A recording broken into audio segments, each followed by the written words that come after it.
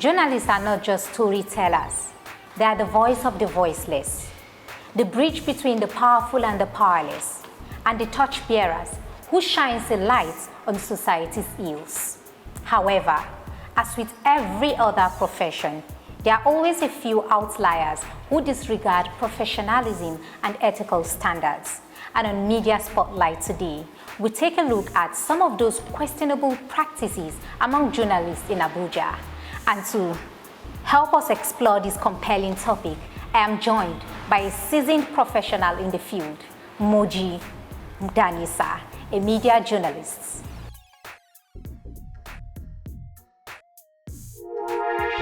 She is a journalist media consultant, Moji Danisa. Welcome to the show, Ma, and thank you for having us. It's so nice being on your show. All right, I'm very glad to be here. My pleasure. Especially talking about journalists. Yes. So, Ma, I don't know if you've heard of this term referred to spoon-feeding reports. Spoon-feeding reports. Okay, I guess you've not heard of that term. Okay, let me explain. Now, it's when journalists that have been assigned to a specific beat now get already written reports from the agencies of those beats. Okay. So, typically, what happens is those agencies will write the reports they wish to be published and then distribute it to the journalists that have been assigned to cover them for publication. So essentially, they tell the journalists what to report. And as a veteran, I'm very sure you are familiar with this act. Yes, as a media consultant, I do it. So could you share your thoughts on it? Yeah, it's like a two-spoon prong, so to say. Is it good? Is it not good? Should it be done? Should it not be done? You know, there are different reasons for it. For example, as a company, for example, you have something to put out there and you don't want to be misrepresented. So you call a press conference sometimes and you give the reporter the opportunity to ask questions. Yet, in today's world, we see that the reporters might just have a preconceived notion or a preconceived mind view of your organization.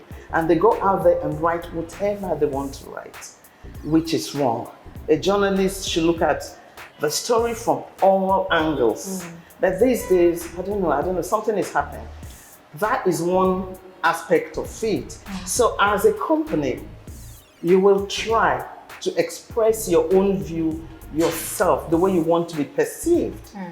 It now rests on the journalist to rework your story, to look at it from his own angle, from the angle of all the stakeholders involved, the angle of the other side, so to say, objectively. But, well, we don't know what happens after we send out those reports. Nobody tells any journalist, write my report verbatim. Okay. You understand? It's not like a direct order? No, it's not like, but so they go out and do what they like. Sometimes you see 10 stories with the same headlines.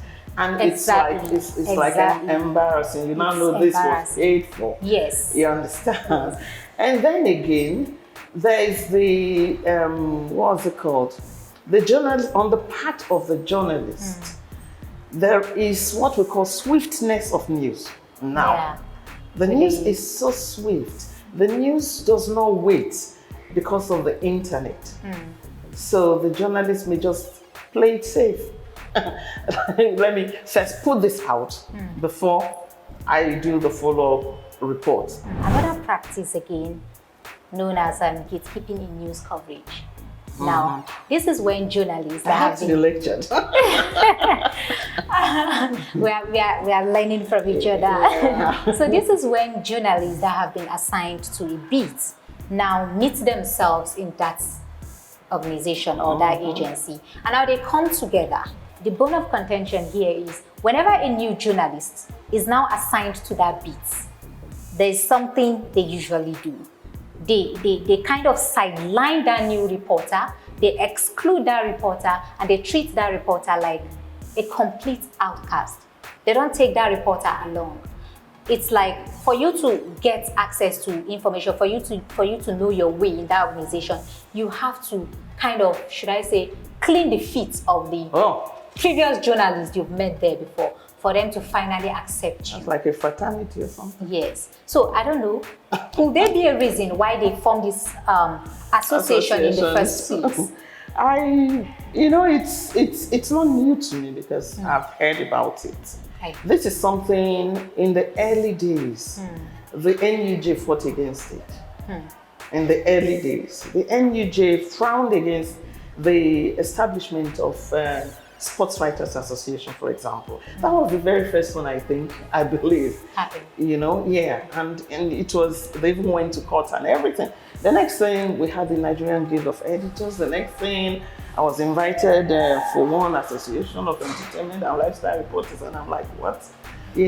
And if it may interest you to know that when they started Abuja, I refused to join, and I'm like, what's all this? We have the NUJ. To me, that should be enough. That should be enough. But then later I began to realize that, for example, the Abuja was covering the interests of women in journalism, which I acted as a man. I became editor so early, so I couldn't understand that there were these inequalities, between the newsroom against women.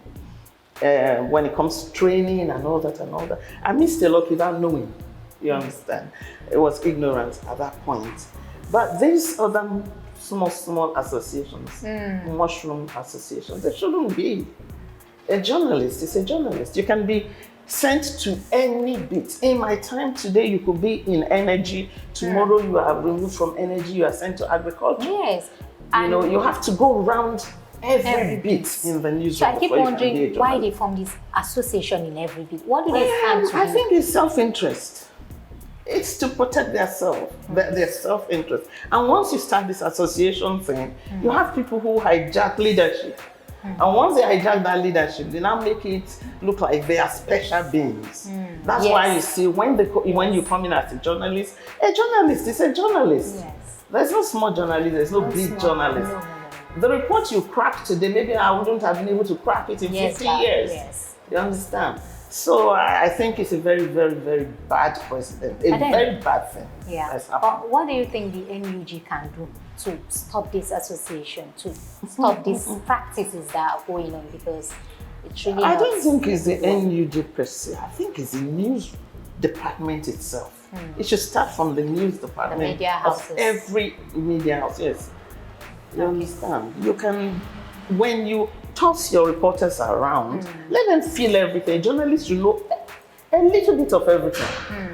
When you toss them around, they won't have time to be forming associations. Like they say, charity begins at home. You can't just keep some people in the house, in mass. Such lucrative bits.